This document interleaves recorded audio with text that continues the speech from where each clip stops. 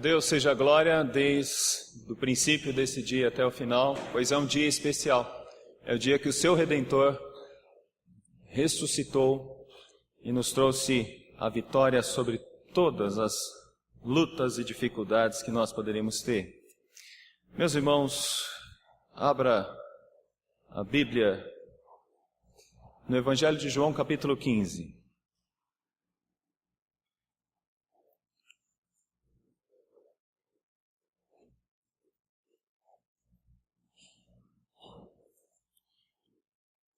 Vamos começar uma série de mensagens expositivas nesse texto, no capítulo 15.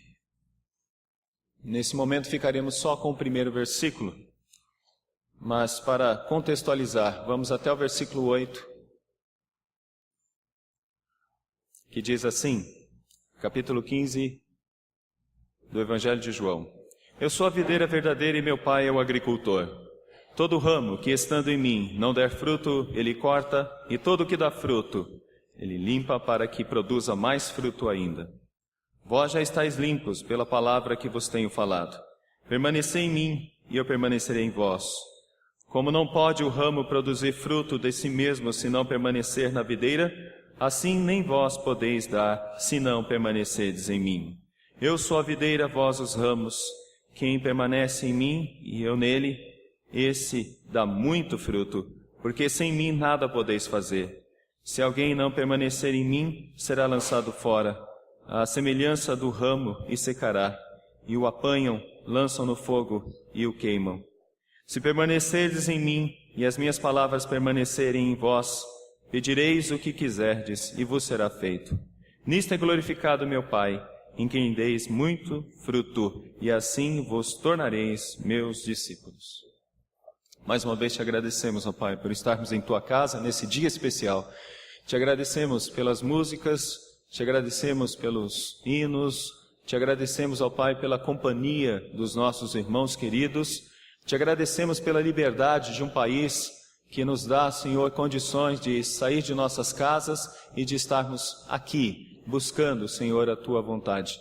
Nós te pedimos, abençoa-nos, ó Senhor, ilumina-nos para entender o Teu querer. Dá-nos, ó Deus, compreensão da Tua palavra, o principal objetivo deste nosso ajuntamento. Pedimos, ó Pai, e clamamos isso em nome do Teu Filho Jesus. Amém.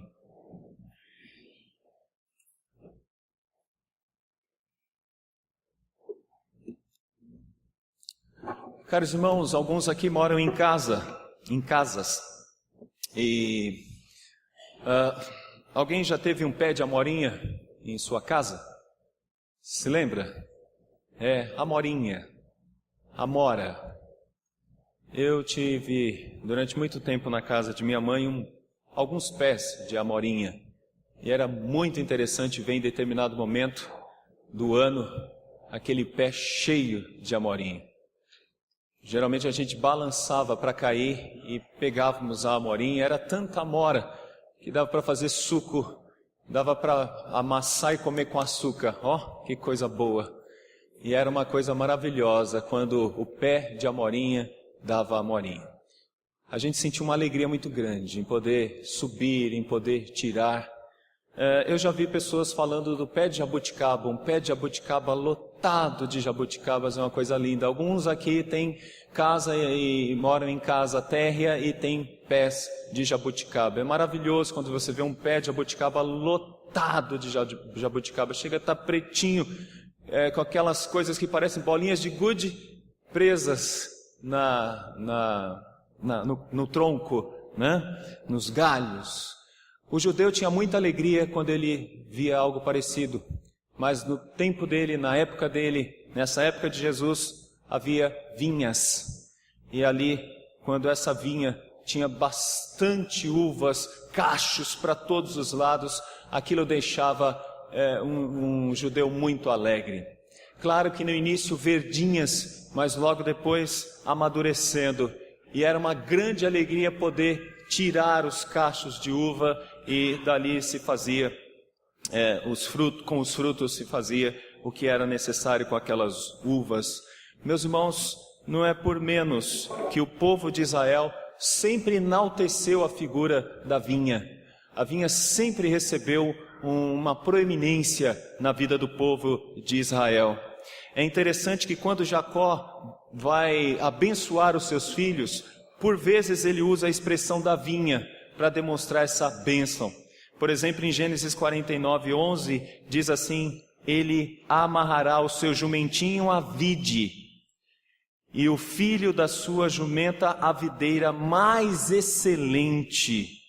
Lavará as suas vestes no vinho, e a sua capa em sangue de uvas. É como se dissesse: a terra será tão abençoada, será tão digna de frutos, que é assim que será com Judá. Mas com José, Jacó fala a mesma coisa. Ele diz assim: José é um ramo frutífero junto à fonte, seus galhos se estendem sobre o muro. É como se essa vinha fosse tão forte, tão estruturada, que ela abençoa e se espalha a sua bênção por vários lugares, até por cima do muro. E essa é uma das qualidades da vinha. Ela vai criando os seus ramos, e os ramos vão atingindo vários e vários lugares. Você muitas vezes nem sabe onde começa. Você vê os ramos, vê os cachos de uva, mas você não sabe onde começa. Não é por menos que Jesus disse que Ele é uma vinha. Ele é uma videira. E aí nós podemos observar o que Ele está dizendo. É que Ele é o centro. E todos aqueles que estão ligados a Ele são bênçãos, mas por causa dEle. Todos aqueles que estão próximos a Ele são bênçãos, mas porque estão ligados a Ele. Nesta manhã eu gostaria de falar por que Cristo é a videira verdadeira. Por que Cristo é a videira verdadeira? Menciono isso em alguns pontos. O primeiro é porque houve uma vinha imperfeita. Por que há uma videira verdadeira? Por que há essa expressão na Bíblia? Simples, Jesus Cristo está indo para o seu momento definidor de morte. E Ele está dizendo que aqueles que estão com Ele são abençoados. Abençoados por causa dEle. Por quê? Porque Ele é uma videira. E Ele é uma videira verdadeira. No passado, Israel, o próprio povo de Israel, foi considerado também videira ou vinha. Nós podemos observar isso em Isaías 5, de 1 a 7. Diz assim: agora cantarei ao meu amado o cântico do meu amado, a respeito da sua vinha. O meu amado teve uma vinha no outeiro fertilíssimo. É claro, o amado, né, e a vinha. O próprio amado é Deus e a vinha é o povo. Chachou-a, limpou-a das pedras e plantou de vides escolhidas. Edificou no meio dela uma torre e também abriu um lagar. Ele esperava que desse uvas boas, mas deu uvas bravas. O povo de Israel, nesse período que é dito aqui pelo profeta Isaías, não produziu coisas boas.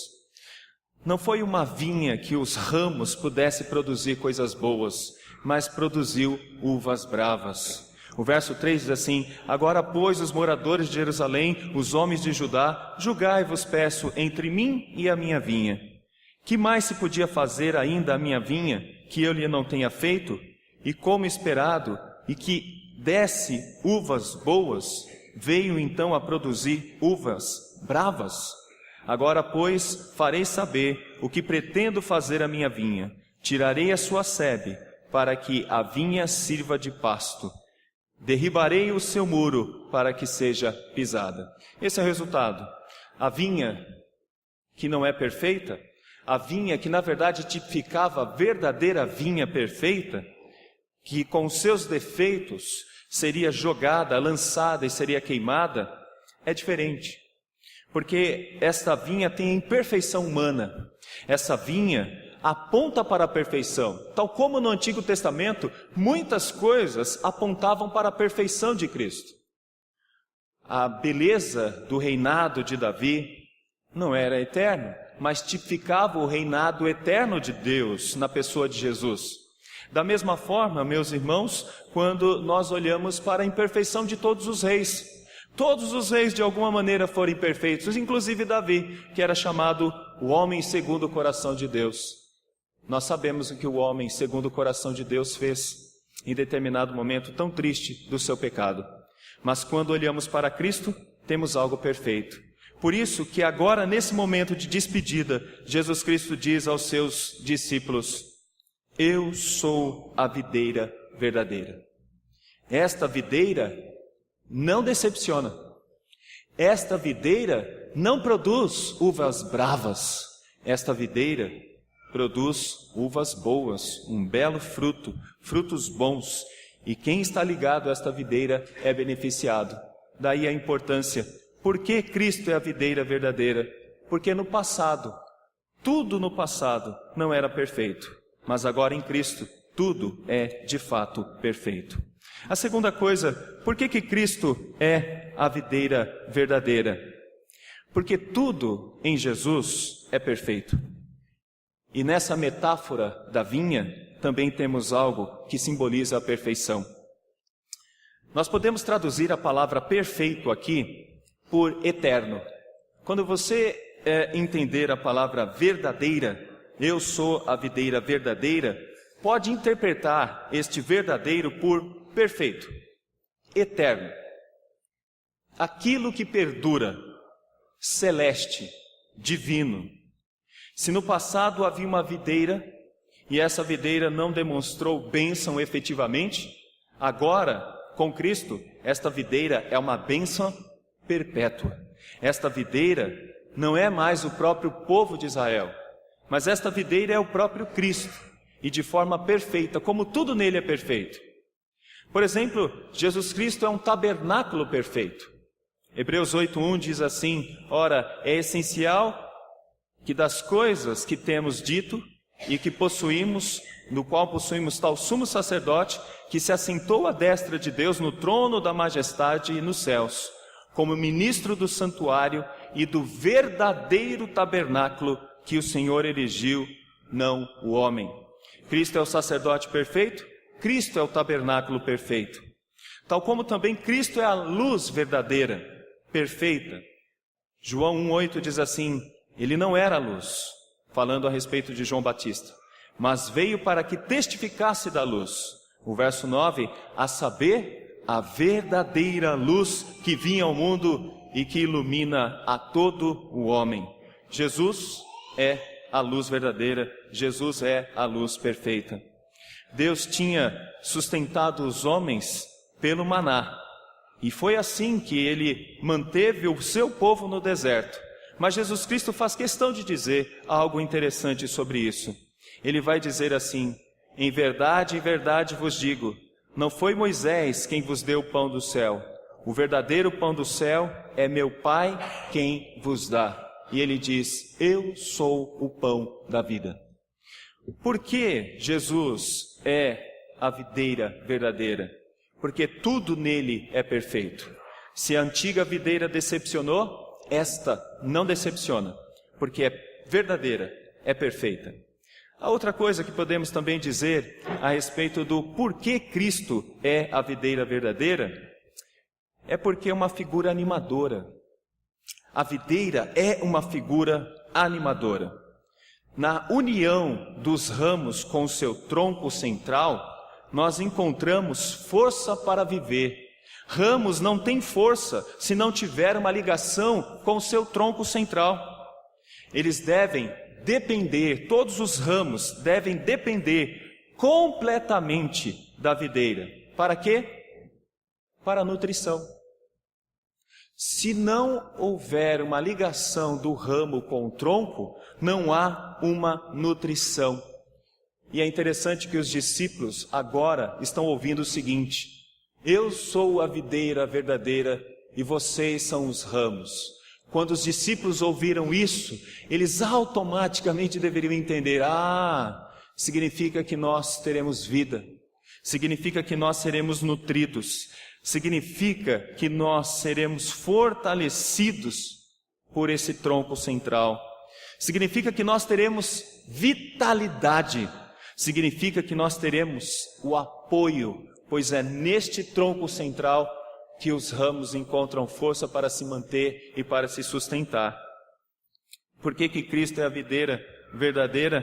Porque é uma figura animadora. Isso deveria tranquilizar a todos os crentes. Se ele está em Cristo, ele vai encontrar forças, ele vai encontrar ânimo, ele vai encontrar vitalidade, ele vai encontrar forças para superar as dificuldades. Geralmente, crentes que estão desanimados, que estão fracos, crentes que estão distantes, crentes que estão titubeantes, crentes que estão em dúvida, crentes que estão preocupados acima de qualquer coisa, ou acima da possibilidade de crença, têm que desconfiar se realmente estão fortalecidos no tronco central que é Cristo. Tome muito cuidado com isso. Geralmente, quando nós estamos em dúvida, quando um professor de faculdade coloca em nós incertezas e começa a dizer que nós não podemos acreditar nas coisas que acreditamos, quando alguém começa a nos tentar, a querer nos desviar da palavra de Deus, nós podemos talvez desconfiar que este ramo não esteja tão fortalecido no tronco central, que é Cristo Jesus. Uma outra coisa que precisamos entender: por que Cristo é a videira verdadeira? Porque nós entendemos, meus irmãos, que não há nenhuma outra forma de sustentação de nossas vidas. Não há nenhuma outra coisa que possa nos sustentar. A vida é muito dura, é muito difícil. Enfrentamos sol, enfrentamos chuva, enfrentamos o inverno, enfrentamos tantas coisas difíceis. E se não estivermos sustentados pela videira verdadeira, a tendência é que os ramos percam a força, fiquem sem vida, parem de produzir, secos, possam morrer. Nós precisamos realmente da videira verdadeira, porque é com ela que há verdadeiro sustento. A popularidade não pode sustentar ninguém. Homens não sustentam ninguém. Ai daqueles que confiam em homens, ai daqueles que confiam em pessoas para se sustentar. Outra coisa, alguns dos nossos adolescentes e jovens que começam a estudar e que começam a ter conhecimento de matérias, já começam a achar que esse é o sustento de suas vidas. Professores ateus, informações ateias, acham que é o sustento de suas vidas. Isso só leva à sequidão, à falta de produção de frutos. Começa a não ter sustento e começa a ter morte. A igreja não pode ser o seu sustento. Porque se algumas pessoas colocarem toda a sua esperança na igreja, vai se decepcionar e vai morrer. Um sistema religioso não pode ser o nosso sustento. Achar que ser religioso porque meu pai era desta religião, achar que ser religioso porque minha mãe é desta religião, não pode ser o sustento. Tudo isso leva à morte do ramo. Por que Cristo é então a videira verdadeira? Porque somente em Cristo nós podemos dar frutos. E essa é uma das questões muito importantes na vida de um crente: dar frutos. Se permanecerdes em mim e as minhas palavras permanecerdes em vós, pedireis o que quiserdes e vos será feito. Nisto é glorificado meu Pai, em que deis muito fruto, e assim vos tornareis meus discípulos. Meus irmãos, sem Cristo é impossível dar frutos. E uma das razões de estarmos neste mundo é poder dar frutos. Nós vamos entrar com mais propriedade nas próximas mensagens sobre o que seria frutificar. Mas desde já eu posso dizer alguma coisa. Se você quer ser um crente melhor, quer servir a Deus melhor, se você quer transformar o que você ouve numa realidade, é necessário que você não somente ouça, mas que você transforme tudo o que você está ouvindo em prática. Tudo o que você ouve deve se transformar numa ação prática. Isso é frutificar. E você só pode frutificar se estiver em Cristo. Você só pode dar bons frutos se estiver ligado a Cristo. Cristo é a videira verdadeira e somente nele nós podemos dar frutos. E é assim, meus irmãos, que os discípulos viveram. Nós olhamos para Pedro, olhamos para Tiago, olhamos para Natanael, Tomé, André.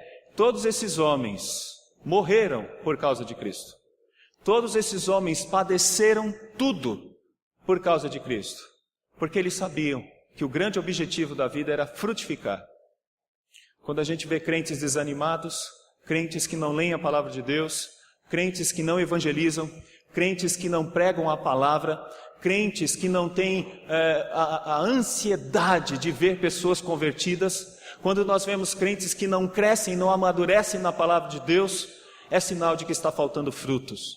E quando falta frutos, há de se desconfiar se há uma ligação com o tronco central, que é Cristo Jesus.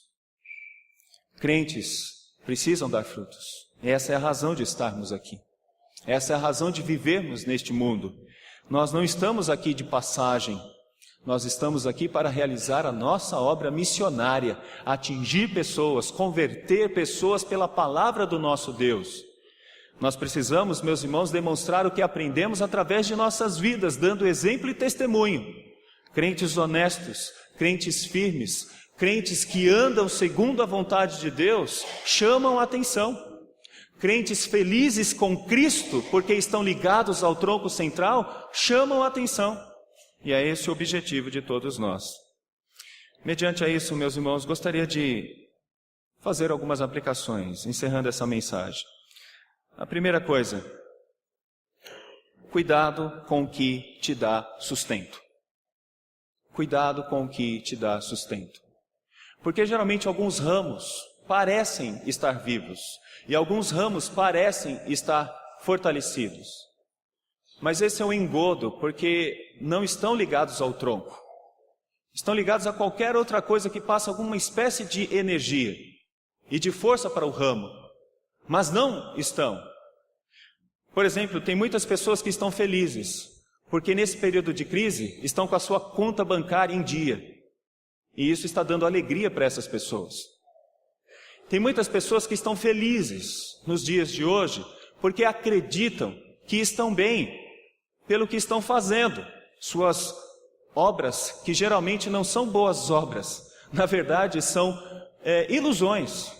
Eu não faço mal a ninguém, eu não falo mal de ninguém, eu vivo a minha vida, estou preocupado tão somente com a minha vida, não tenho que prestar contas a ninguém. Cuidado com o que te dá sustento, porque geralmente, quando nós colocamos as nossas esperanças nas coisas deste mundo, quando nós colocamos esperança na nossa inteligência, na nossa intelectualidade, quando nós colocamos esperança na nossa conta bancária, quando nós colocamos esperança nos amigos que temos ao nosso redor, porque são bons amigos, você pode se decepcionar. Dinheiro acaba, amigos te traem. As pessoas abandonam as outras. Ao mesmo tempo que alguém é muito amigo, em pouco tempo de espaço, elas te deixam e te abandonam. Tome cuidado com o que você coloca as suas esperanças. Toma cuidado com o que você acha que está bem. A melhor forma é que você procure fazer uma avaliação da sua vida e saber se você está ligado no tronco, que é Jesus. Porque se assim for, você será muito mais feliz.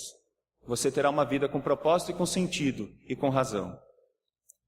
Uma outra coisa que eu gostaria de também dizer em termos de aplicação. Você quer dar frutos que agradem o Senhor? Esse é um ponto importante, porque geralmente a gente quer frutos, tipo, eu quero passar na faculdade e ganhar muito dinheiro. Eu quero ter uma boa casa. Eu quero ter uma vida de sucesso. Eu quero que os meus problemas acabem. E algumas pessoas pensam que isso é um fruto que agrade ao Senhor. Para ser uma boa árvore, é necessário que esteja ligado aos ensinos de Cristo. É isso que esse texto diz. Se você continuar examinando esse texto, vai perceber que todos aqueles que estão alicerçados em Cristo, estão alicerçados na palavra dele. E é na palavra dele que a gente pode ter um verdadeiro ensino sobre como dar frutos que agradem o Senhor. Dar frutos que realmente honrem ao Senhor. Eu vou dizer um que eu aprendi. Eu fui ensinado a ir à missa. E o meu objetivo era ir à missa, porque se eu não fosse à missa, algo poderia acontecer. Por exemplo, tirar uma nota ruim no outro dia. Eu vou para a missa, porque senão posso tirar uma nota ruim no outro dia. Isso não é um fruto que agrada ao Senhor. Porque o fruto que agrada ao Senhor não é fazer alguma coisa com medo de que venha levar um castigo. Um fruto que agrada ao Senhor é aquele que tem como propósito glorificar a Deus. Por que eu vou ao culto? Por que eu pertenço a uma igreja? Por que eu ouço os ensinos da minha mãe que me ensinam a respeito da verdade da palavra de Deus? Não para agradar a minha mãe, mas o que eu aprendo ali tem um propósito: agradar o meu Deus. Muda o foco. Quando é para agradar a Deus, quando é porque é prova de uma comunhão com Deus, isto muda o foco. Vou perguntar algumas coisas. Por que você canta num coral? Por que você rege um coral? Vou perguntar outra coisa. Por que você entrega os dízimos? Pergunto outra coisa para você. Por que você pertence ao MP? Por que você pertence à UPA? Aliás, eu vou perguntar outra coisa. Por que você veio hoje? Porque tua mãe te obrigou a estar aqui? Porque se fosse a tua vontade, você estaria em casa jogando videogame? Eu vou perguntar outra coisa para você. Você veio aqui porque você gosta de alguém que você acha uma pessoa legal aqui? Saiba, estes frutos não agradam o Senhor.